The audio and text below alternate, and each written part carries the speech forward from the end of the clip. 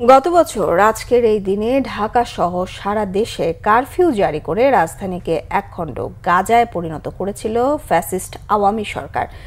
ওই দিন শুধু রাজধানীর উত্তরাতে 11 জনকে হত্যা করা হয়। সারা দেশে নির্মমভাবে পুলিশ ও আওয়ামী লীগের হামলায় ঝরে পড়ে 56টি তাজা প্রাণ, আহত হন 600-রও বেশি মানুষ। কারফিউ জারি করেও সেদিন ছাত্র জনতাকে দমাতে পারেনি আওয়ামী লীগ। কি ঘটেছিল সেদিন, চুম্বক অংশ তুলে ধরেছেন ওবায়দুল্লাহ মামুন। 18 জুলাই রাত থেকে সারা দেশে বন্ধ ছিল ইন্টারনেট সেবা বা কমপ্লিট শাটডাউন। 19 জুলাই সকাল থেকে সারা দেশে কারফিউ জারি। আন্দোলন হবে কিনা তা নিশ্চিত ছিল না ছাত্র জনতা। আগের দিন সরকার থেকে ঘোষণা দেওয়া হলো আন্দোলনে কোনো শিক্ষার্থী মারা গেলে দায় নেবে না সরকার। এমন পরিস্থিতিতে অনেক অভিভাবকই সন্তানদের বের হতে দেবে কিনা এমন দ্বন্দ্বে ছিলেন তারা। সেদিন শিক্ষার্থীরা পরিবারের নিষেধাজ্ঞা উপেক্ষা করে রাষ্ট্রকে বেছে নিয়েছিল।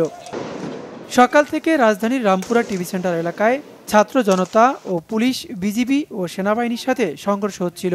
রামপুরা বাজার এলাকা থেকেও আন্দোলনকারীরা এগিয়ে আসলে টিয়ারসেল, রাবার বুলেট ও সাউন্ড গ্রেনেড ছুড়ে ছত্রভঙ্গ করার চেষ্টা করে আইনশৃঙ্খলা বাহিনী।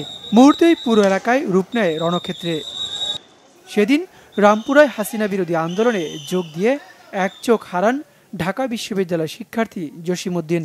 বলছিলেন 18 তারিখ থেকে ইন্টারনেট বন্ধ থাকায় কোনো ধরনের যোগাযোগ না করতে পারলেও 19 জুলাই যে যার জায়গা থেকে রাজপথে নেমে আসে। হাসিনা পতনে সবাই সেদিন দাঁড়িয়েছিল এক পথে, এক মতে। 19 তারিখে ওইভাবে তেমন কোনো নির্দেশনা ছিল না, কারণ সবকিছু বন্ধ করে দিছে, কারফিউ জারি করছে।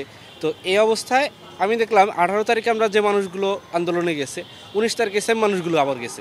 কোনো নির্দেশনার প্রয়োজন পড়ে নাই বা কারোর মধ্যে কোনো ভয় নাই, শঙ্কা নাই, মানে একেবারে স্বতঃস্ফূর্তভাবে।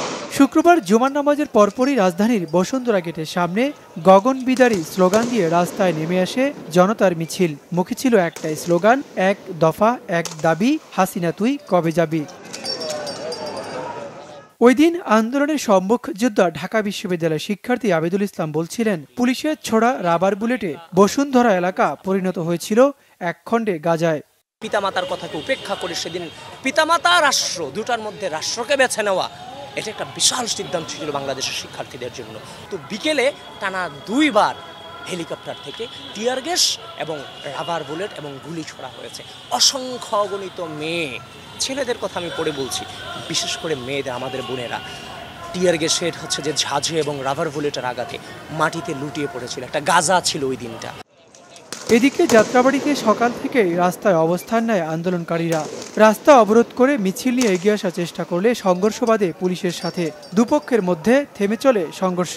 মহাখালীতেও আন্দোলনকারী ও পুলিশের মধ্যে তুমুল সংঘর্ষ হয়। ব্যাপক ধাওয়া পাল্টা ধাওয়া ও সংঘর্ষ চলে মোহাম্মদপুরে। একে অপরকে লক্ষ্য করে টিয়ার শেল, সাউন্ড গ্রেনেড ও ইটপাটকেল নিক্ষেপ করছে পুলিশ ও বিক্ষোভকারীরা।